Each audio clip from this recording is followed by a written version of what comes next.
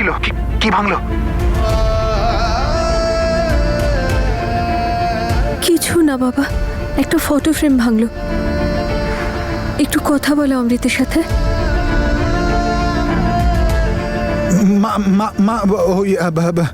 অমৃত আর jasmine shopping এ গেছে তো, ওরা ফিরলেই আমি কল করতে বলছি। আমি জানি এই জ্যাসমিনের না শপিং ছাড়া কোনো কাজ নেই। আরে অমৃতকে দুদিন ধরে ফোনই কেন পাচ্ছি না? ওর ফোনটা খারাপ হয়ে গেছে মা, ঠিক করতে দিয়েছে। আমি বলিয়ে দেবো কথা তোমার সাথে। আচ্ছা ঠিক আছে, তুই একটা কাজ কর, আমাকে তনুর সাথে কথা বলা, অন্তত ওর গলাটা শুনে আমার একটু শান্তি হবে। ও তো তোর সঙ্গেই আছে, বল কথা বলা একটু। আমি তোকে ভিডিও কল করছি। না না না না না না মা, এখন নয়। না মানে তনু জ্যাসমিনের অমৃতের সাথে শপিং এ গেছে তো, যখনই আসবে আমি কথা বলাচ্ছি তোমার সাথে, ওকে? আচ্ছা মা, আমার না একটা জরুরি কাজে যেতে হবে এক্ষুনি। আমি তোমায় কল করছি, কল করে ওদের সাথে কথা বলিয়ে দিচ্ছি, ওকে? আচ্ছা বাবা।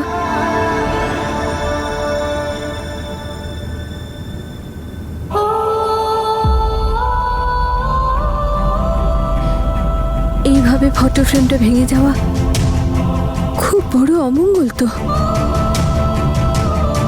আমার অমৃতটা ঠিক আছে তো? মনটা বড় অস্থির হচ্ছে।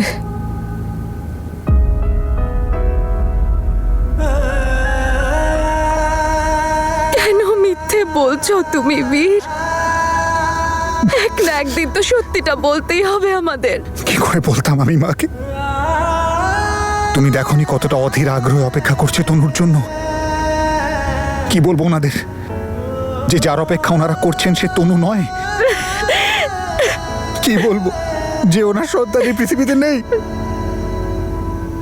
যখন অমৃত নিজেকে প্রথমবার আঘাত করেছিল না, তখনই মাকে সামলানো মুশকিল হয়ে গিয়েছিল।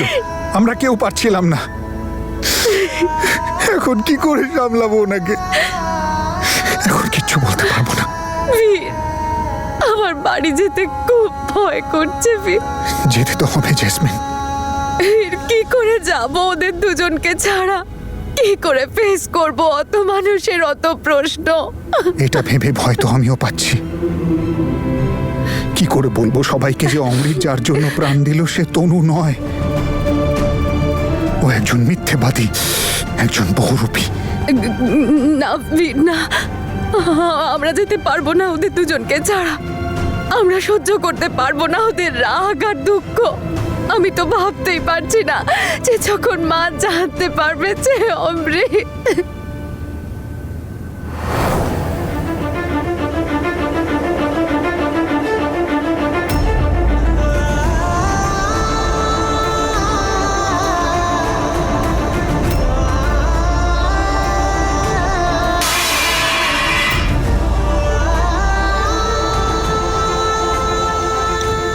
মা,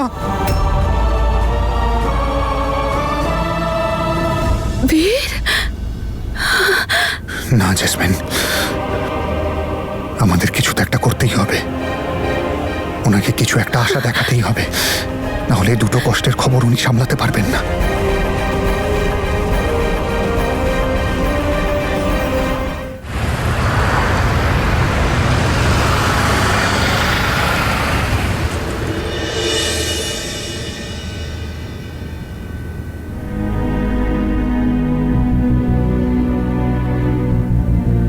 তুমি এখানে ফিরে যাওয়ার জন্য রেডি হচ্ছ এত ইজিলি?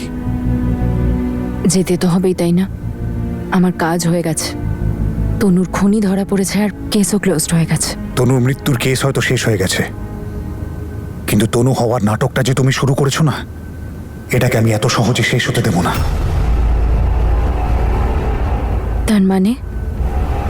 তুমি বলেছিলে না যে তুমি সম্পর্কের গুরুত্ব জানো, তাহলে সেই কথাটা প্রমাণ করার সময় এসে গেছে। আমি কিছু বুঝলাম না। আমার ভাই অমৃত, যে আজ তোমার জন্য এই পৃথিবীতে নেই, ও আমার মাকে কথা দিয়েছিল যে ও তনুকে বাড়িতে নিয়ে আসবে, ইন্ডিয়া ফেরত নিয়ে যাবে। কিন্তু ও বেচারা এটা জানতো না যে তুমি তনু নও, তুমি তানিয়া। যদি ও এটা জানতো তাহলে ও না কথা দিত, না নিজের প্রাণ হারাতো। কিন্তু এই সব কিছু হয়ে গেল তোমার জন্য। আমার মা ইন্ডিয়াতে বসে আমাদের সবার জন্য অপেক্ষা করছে। এইটা ভেবে নিজের চোখে জল ঝরাচ্ছে যে ওনার 2 সন্তান তার 2 পুত্রবধূকে নিয়ে আসবে। কিন্তু সেই মা এটা জানেন না যে ওনার 2 সন্তানের সাথে কি হয়েছে, যে একজনের প্রাণ তোমার জন্য চলে গেছে আর একজনের মৃত্যু সংবাদটাও তুমিই দিয়েছ।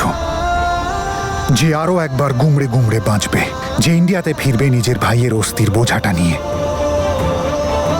আমি নিজের কষ্টটা তো সামলে নিতে পারবো, কিন্তু আমি আমার মা আমার পরিবারের দুঃখ সইতে পারবো না। সেই জন্য তুমি আমার সাথে ফিরবে, তনু হয়ে। কি?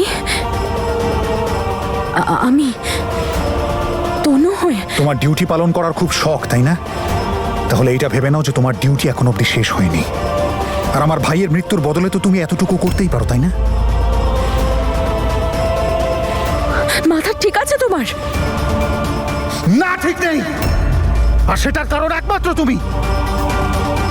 যদি আমার ভাই বেঁচে থাকতো তাহলে এই কথাটা আমি তোমাকে কখনো বলতাম না, কিন্তু অন্তত পক্ষে ওর প্রমিসটা তো পূর্ণ করতেই পারি। তাই তোমাকে আমার সাথে যেতেই হবে। এসব এসব কি বলছো তুমি? আর দেখো, আমি তোমার প্রবলেমটা খুব ভালো করে বুঝতে পারছি মিস্টার বীর, কিন্তু কি করে বিশ্বাস করাবো সবাইকে যে আমি তনু? আমি অন্তত পক্ষে আমার ভাইয়ের মৃত্যুটাকে জাস্টিফাই তো করতে পারবো। ওনাকে অন্তত পক্ষে এইটা তো বলতে পারবো যে এই হলো তনু। অমৃতের মৃত্যুর খবরটা তো উনি সইতে পারবেন না, কিন্তু যখন উনি তোমাকে সামনে থেকে দেখবেন এতটুকু আশ্বাস তো পাবেন। আর এখন আমার পরিবারের এই আশ্বাসটুকুই প্রয়োজন অমৃতের মৃত্যুর খবরটাকে সইতে পারার জন্য। সেই জন্য তুমি আমার সাথে যাবে। আরে, এই মিথ্যেটা দিয়ে কতদিন চেপে রাখবে সব? আর আমার নিজের লাইফে প্রবলেমস আছে যেগুলো আমাকে সর্ট করতে হবে। সবার লাইফে প্রবলেম থাকে, আমার নিজেরও আছে। আর আমি সারা জীবন তো তোমার সাথে তনু হয়ে থাকতে পারবো না। প্লিজ, গোটা জীবন আমি তোমায় সহ্য করতে পারবো না। তোমাকে এই অভিনয়টা ততক্ষণ করতে হবে যতক্ষণ না পর্যন্ত আমার পরিবার তোমার মিথ্যের জন্য হওয়া লোকসানের সঠিক মূল্য পায়। যতক্ষণ না আমার মা এটা শুনতে পারছেন যে তার ছেলের মৃত্যুর কারণ তুমি, ততক্ষণ পর্যন্ত তনু হয়ে তোমাকে আমার মায়ের সাথে থাকতে হবে। বলো তুমি তৈরি? বলো তুমি তৈরি ইন্ডিয়া যেতে আমার সাথে? আর এই কথাটা একদম ভুলো না তানিয়া, যে তুমি নিজে অমৃতের অবদানের ঋণ মেটাতে চেয়েছিলে।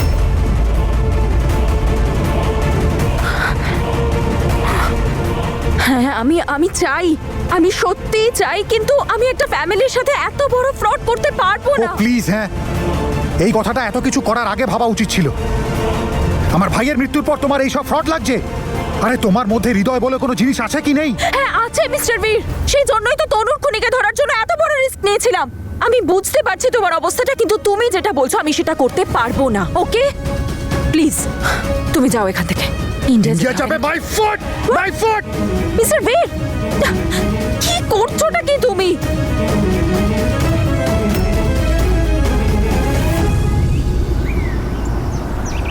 থ্যাংক ইউ দিদি, আপনি আমার কথার মর্যাদা রেখেছেন, আমার এক ডাকে এখানে এসেছেন। সব ঠিক আছে তো দিদি? দিদি, আমার না আপনাকে একটা কথা বলার আছে। হতে পারে আপনি একটু অবাক হবেন সেই কথায়, কিন্তু আমার মনটা শান্তি পাবে তাতে। বলুন না দিদি, আপনার মনে যা আছে বলুন। দিদি, একটা কথা বলুন, যদি তনু বেঁচে থাকতো আর ওকে আমরা পেয়ে যেতাম, তবে আপনি ওর বিয়েটা বীরের সাথে দিতেন তো?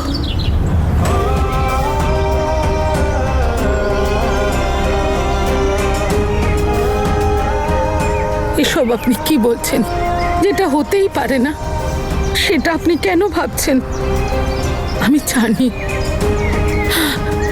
তনু বীরকে খুব ভালোবাসতো, কিন্তু যে স্বপ্ন বেঁচে থাকতে পূরণ হয়নি সে ব্যাপারে কথা বলে কি লাভ? যদি আমি আপনাকে বলতে পারতাম যে আমাদের সন্তানদের স্বপ্ন এখনো পূর্ণ হতে পারে, কেননা আমাদের তনু বেঁচে আছে। দিদি, জানি না কেন আমার খুব অস্থির লাগছে। শুধু একবার আমার মনে শান্তির জন্য আপনি বলে দিন। আমি জানি দিদি, বীর তনুকে খুব ভালোবাসতো। আর যদি আপনি তনুর কথাই বলেন, তাহলে আজ যদি তনু থাকতো আমি ওর মনের কথা জানতাম আর সেটাই করতাম যাতে ও খুশি হয়। দিদি, ব্যাস আমার এটাই শোনার ছিল। এবার তনু যেই ফিরবে আমরা ওর আর বীরের বিয়েটা দিয়ে দেব। আমার জীবনটা নিয়ে কি ছেলে খেলা করছে? তনু হয় নাকি ওর সাথে ইন্ডিয়া যেতে হবে এখন? যা খুশি বলছে ও। Not at all. আমি আমার জীবনটা এখন আমার টার্মসে বাঁচবো। নিকুচি করেছে সবার। এখন তুমি আবার কেন এসছো এখানে? ওর তরফ থেকে I am really very sorry. এখন তুমিও প্লিজ একই কথা বলো না, কারণ আমি এরকম কিচ্ছু করব না, ওকে? আমি তনু সেজে তোমাদের সাথে ইন্ডিয়া যেতে পারবো না।